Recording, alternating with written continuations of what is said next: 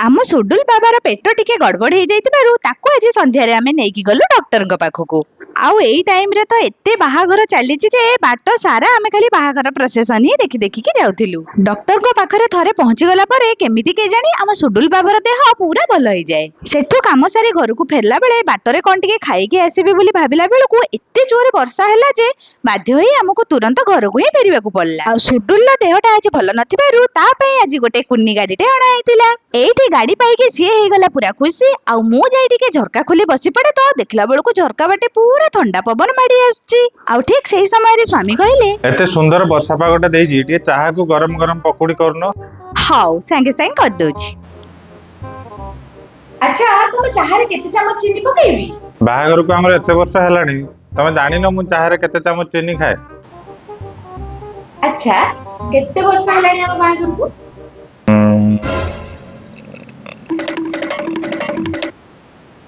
2 चमच चीनी पके दियो। No, no, no, no.